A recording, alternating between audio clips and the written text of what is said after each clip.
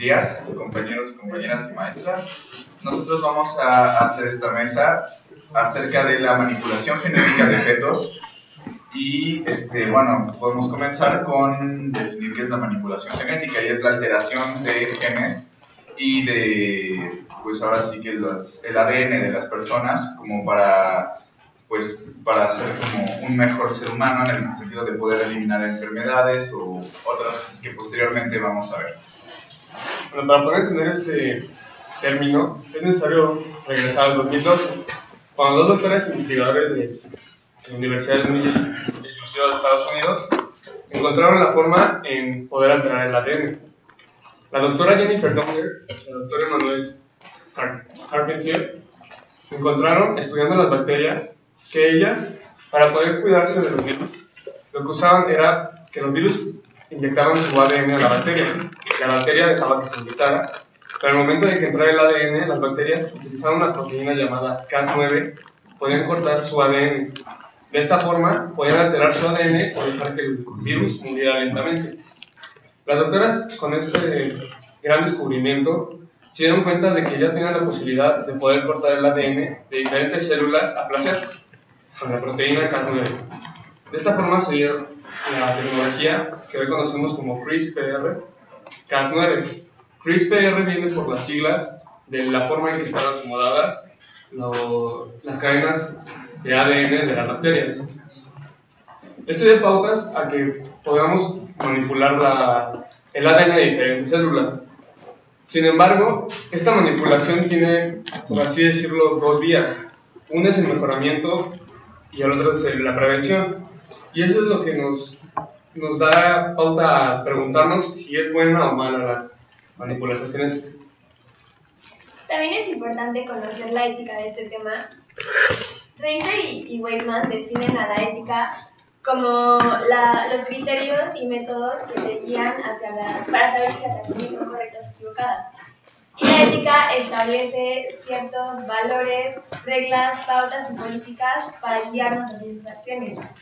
Es muy importante que los profesionales de la ciencia tengan conocimiento de la ética, ya que la ciencia está relacionada con el bienestar para todos.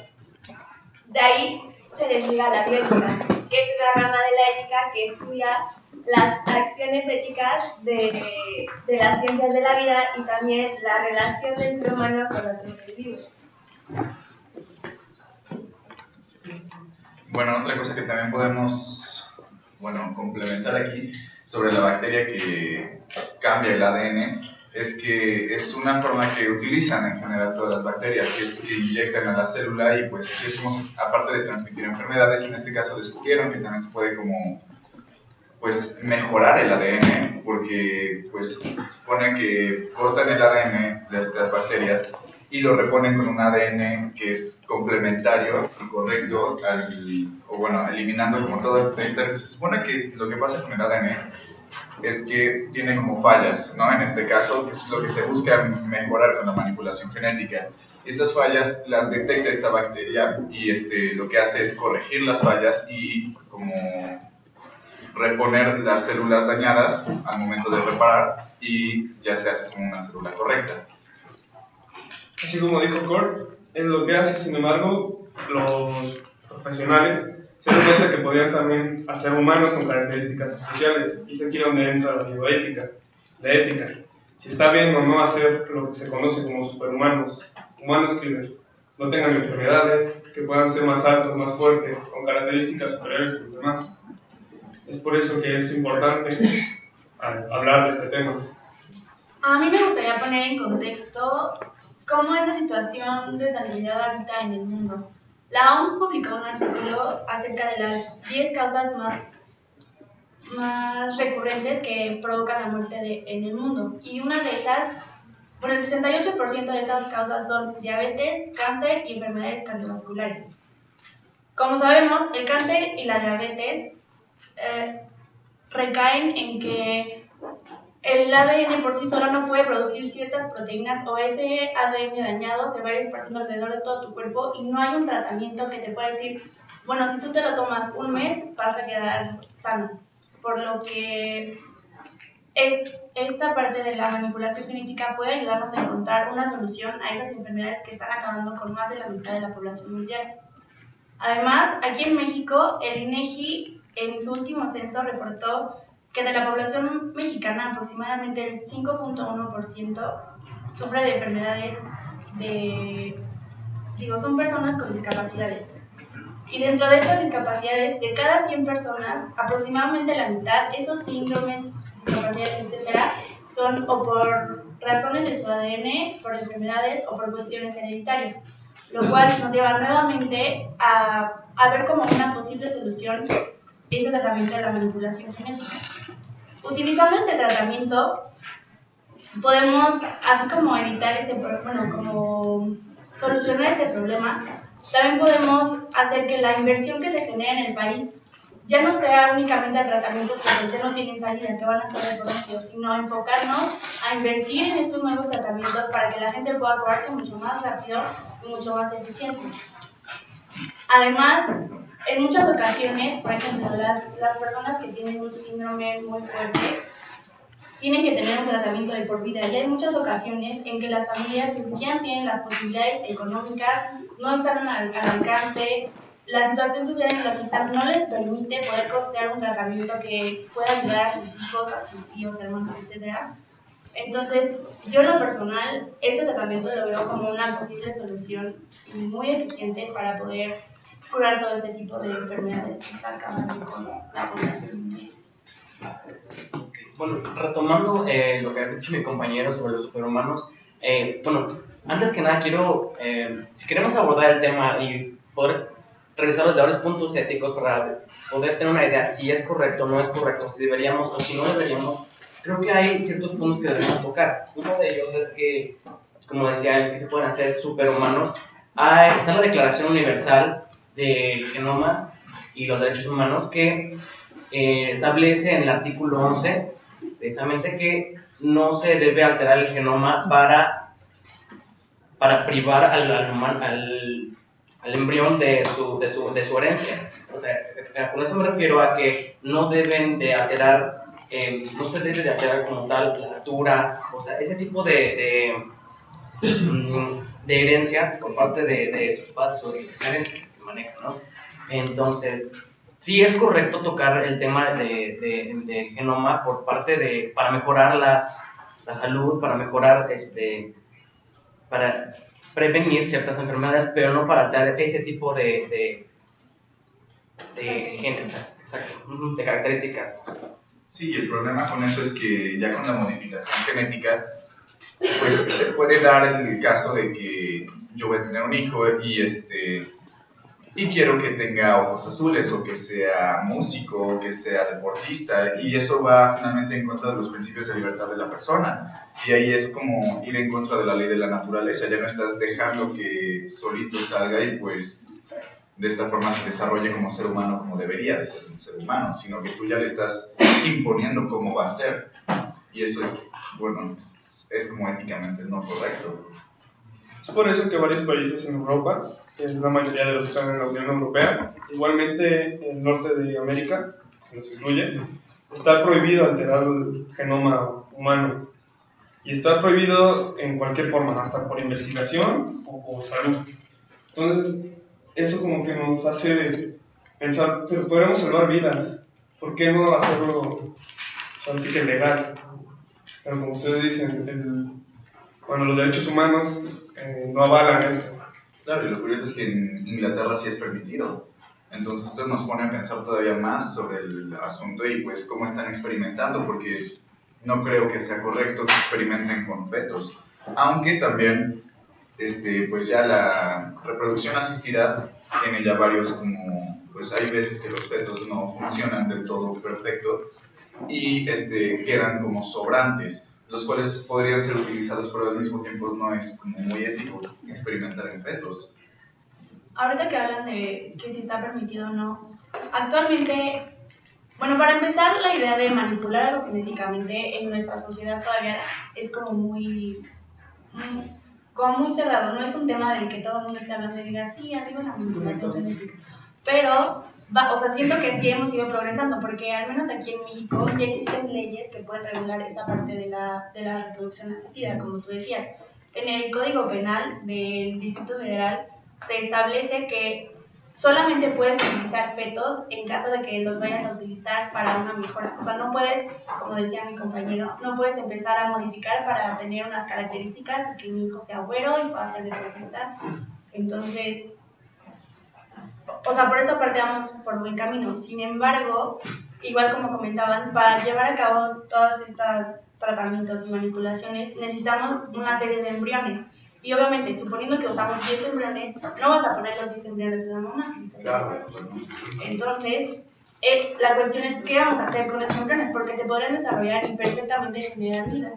Entonces, creo que ahí se debería de poner como unas limitantes o destinarlos. Regulaciones, porque sí, imagínate tener a 10 fetos ahí desarrollándose, ¿no? Y pues van a tener problemas de identidad al crecer, no van a saber quién es su mamá o quién es su papá, ¿no? Precisamente de tocar ese tema de la igualdad, precisamente el artículo en la Declaración Universal del Genoma estipula que ninguna práctica de esta índole debe de estar por arriba de los derechos e igualdad de la gente. ¿Por qué? Porque esto nos va a llevar, por ejemplo, el problema que está ahora surgiendo mucho de los seguros de gastos médicos que están haciendo varios exámenes, ya te piden exámenes de genoma para poder cerciorarse de que no vas a tener problemas, diabetes o que les pueda generar ese tipo de gastos para esas enfermedades que son bastante costosas, ya sea cáncer, esas enfermedades de tipo degenerativo hereditario. Entonces, eso está generando que haya un poco de discriminación para la gente que, pues, que tiene esos genes que son propensos a generar dichas enfermedades. Claro, y ahí podemos entrar también al tema de las desventajas de la manipulación genética, porque no nada más todo es bonito, ¿no? Porque sí, como mencionabas de los seguros de gastos médicos, así una persona en un futuro supuesto que ya todos estemos modificados, habrá gente que no lo podrá costear. Entonces, no podrían tener una aseguradora, o bueno, una aseguradora les cobraría un importe bastante alto a una persona que no esté modificada genéticamente porque es más propensa a tener una enfermedad. Así es. Entonces, los que son modificados igual y no van a tener, no se pueden tener su seguro, pero al fin de cuentas el seguro sabe que no tiene una enfermedad o es muy difícil que se desarrolle una enfermedad debido a que ya han sido alterados.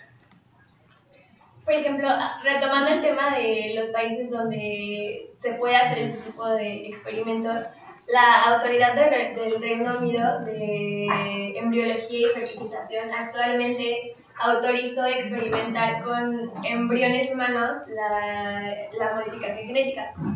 Este experimento se va a llevar a cabo en el Instituto Francis Crick en Londres, el cual va a constar de manipular primero 30 óvulos que van a ser donados de forma voluntaria por las clínicas de fertilidad y se espera que lleguen a ser 120, en el cual lo único que buscan va a ser poder aprender un poquito más sobre los primeros pasos de la vida humana.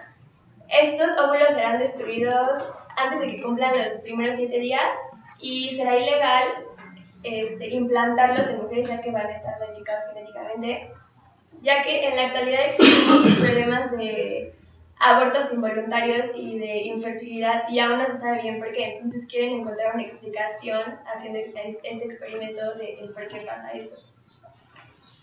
Pues sí, es muy interesante su punto de vista. Y pues no pienso que sería como éticamente correcto implantarlo en una mujer haciendo un experimento, aunque de alguna manera en algún momento dado van a tener que dar ese paso, porque finalmente si no, no se va a poder hacer pues, precisamente el experimento, ¿no? Y pues ahí también sigue siendo como un dilema, bueno, más como un problema ético, ¿no? Y pues es difícil. También es un problema ético porque si lo dejan crecer más de 7 días ya puede, en algunos países ya toman a ese embrión como un ser humano, donde sería un Atentar contra la vida. Atentar con la vida, un homicidio, el matar a esos embriones. Yo creo que por eso también lo dejan hasta los 7 días. Sí. Bueno, ahorita que comenzaste lo de los 7 días, muchas veces entramos en el dilema de, ay, ¿por qué vamos a acabar con la vida de este embrión si en el momento en el que se fecunda ya es vida? Pues científicamente no es así.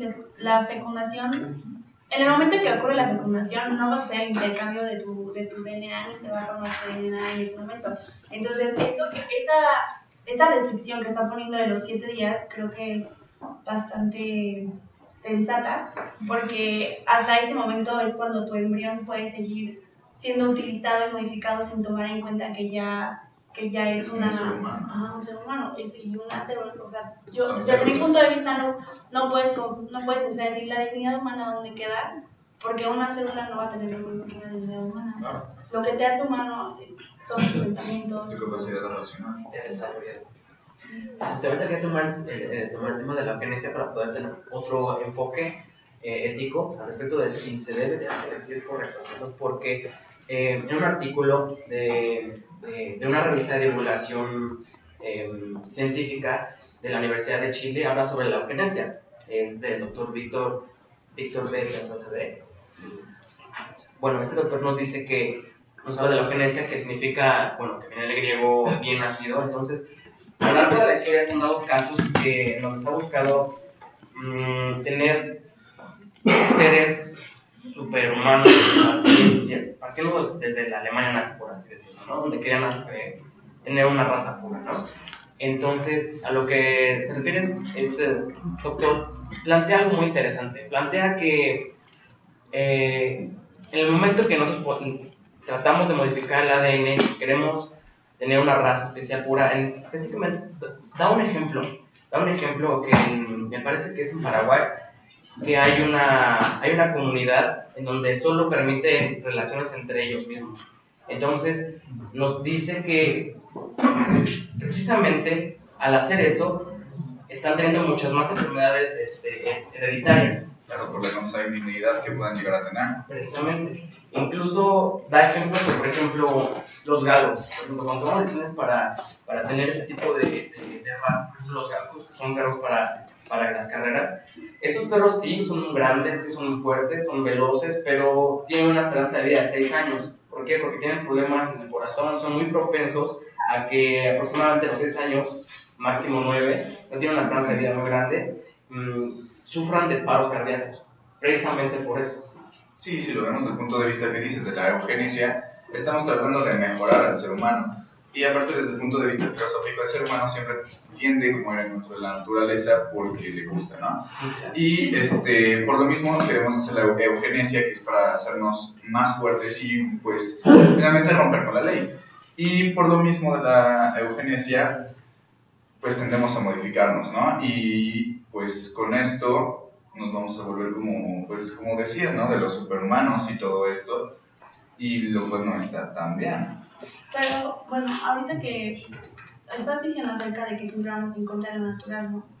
Y esa parte creo que es la que no me gusta porque, según Charles Darwin, hay una teoría que se llama la selección natural. Claro. Y se supone que todos los seres vivientes, alguien va a nacer mejor que el otro y el que mejor se pueda adaptar a la gente va a ser el que va a sobrevivir. Entonces, también considero que es importante dejar que la especie humana siga, porque ya sería muy, muy específico empezar a meter manos donde no nos corresponde, porque a fin de cuentas unos van a sobrevivir y otros van a morir, no todos tenemos que ser inmortales y perfectos. Y por lo mismo que dices también lo podemos ver como en la contraparte, porque finalmente los que van a poder costear la modificación genética van a ser la gente con poder adquisitivo.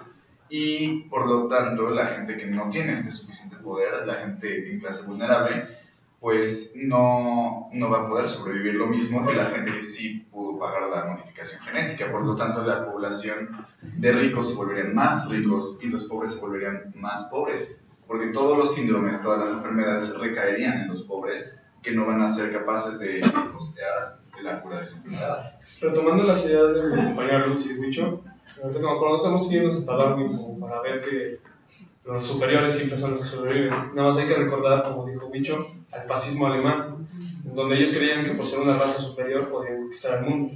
Tal vez sí eran un poco más fuertes los alemanes que otras de sus países cercanos, pero ¿qué pasaría si de verdad son superhumanos? O sea, humanos que de verdad podrían regenerarse así solos, o tendrían que ser más fuertes, tendrían que ser más inteligentes. eso podría hacer que de verdad empiece una tercera guerra mundial y que de verdad gane alguien por esto, por la genética. Pues sí, es muy probable también. Precisamente ahorita que estaba tomando el tema ya sobre la selección natural de Charles Darwin, hay un artículo también que está en la revista Cómo Ves, que es de divulgación científica de parte de la UNAM. Entonces, este chico Miguel Ángel Ceballos plantea algo muy interesante, que nos dice que puede ser peligroso el hecho de manipular el genoma humano. ¿Por qué? Porque tiene que haber cierta diversidad genética. ¿Por qué? Porque no sabemos cómo es que el medio ambiente va a estar en un futuro. Porque precisamente el medio ambiente también influye mucho a la hora de cómo los genes se expresan, cómo pues despertar ese tipo de características.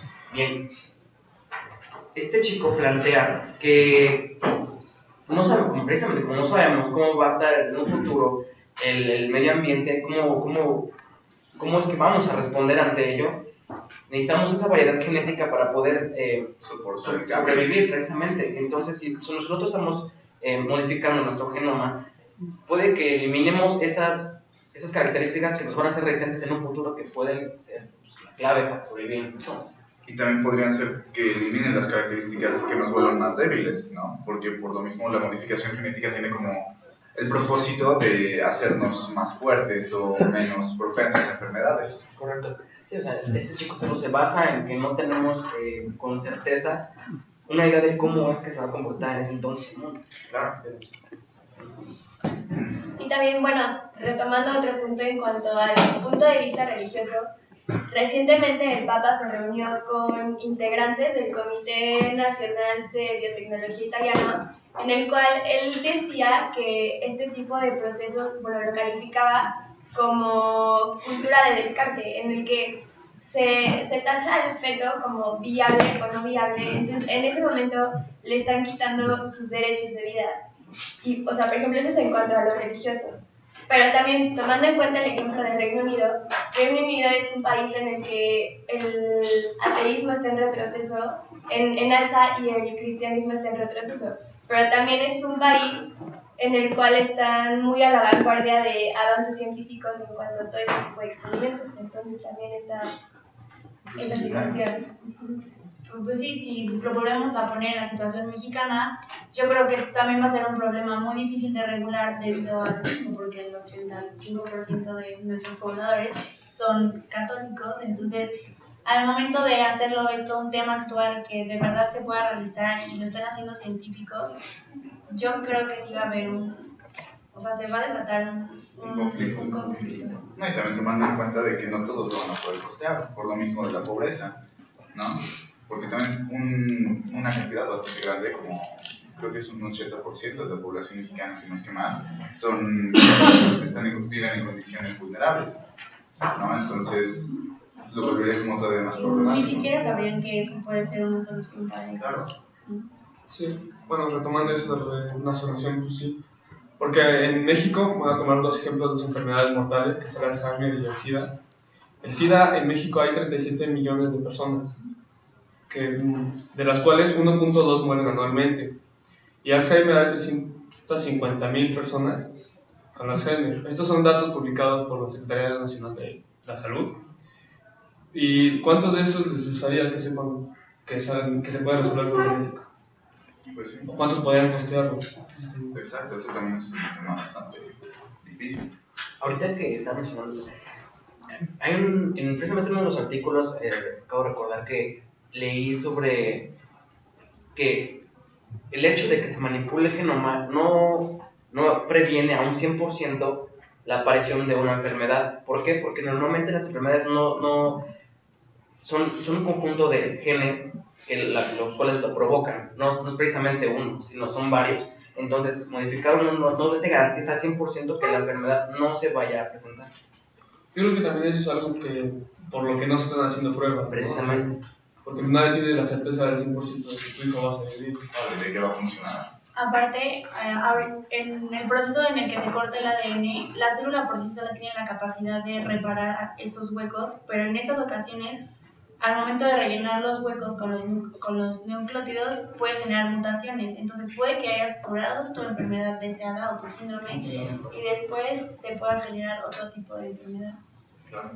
Y es que también, así como existen muchas ventajas, también existen desventajas, como por ejemplo, bueno, una ya la mencionaron, que es el que no todas las personas van a poder pagar por el tratamiento, y otra, por ejemplo, es que puede originar consecuencias desconocidas. Así como va a curar enfermedades, puede que también dé origen a enfermedades que no se conocían y que puede que tampoco haya cura.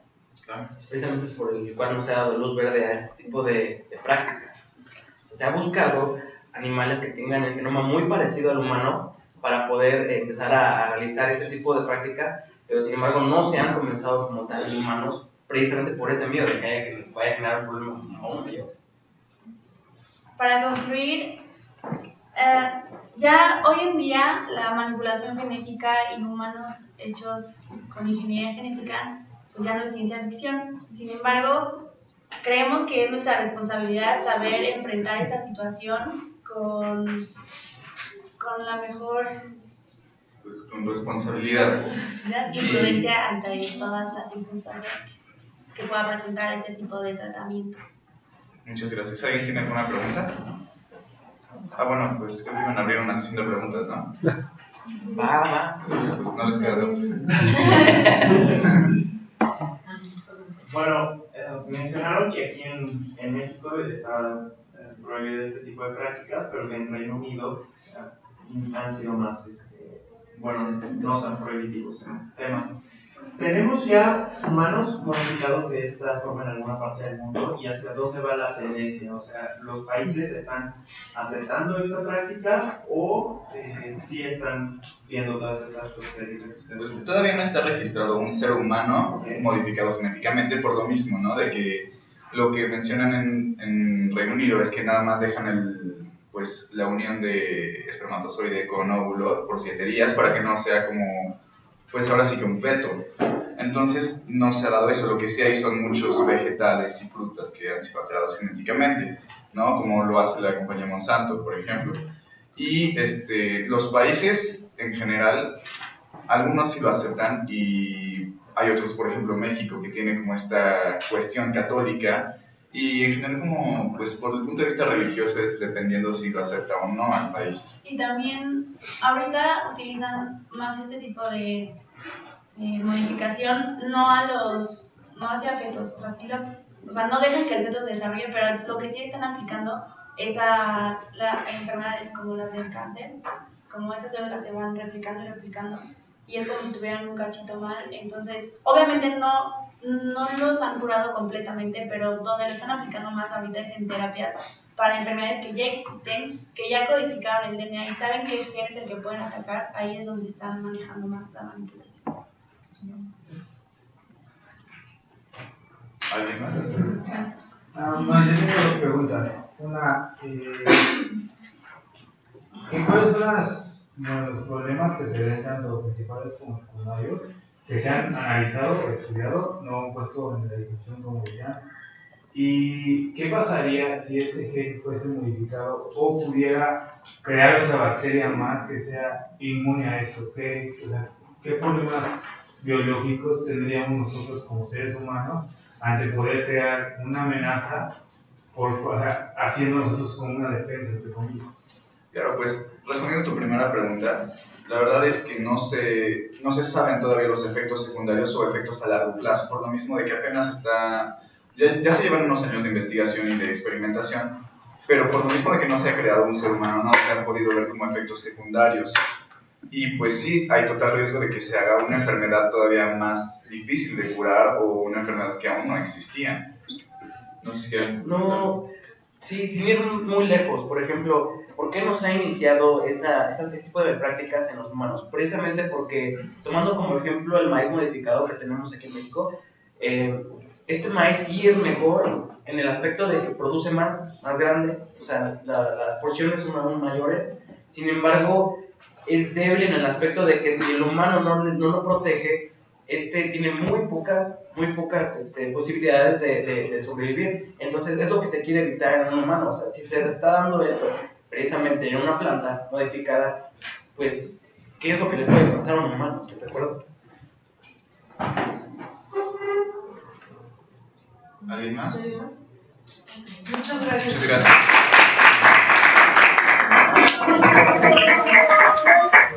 Vamos.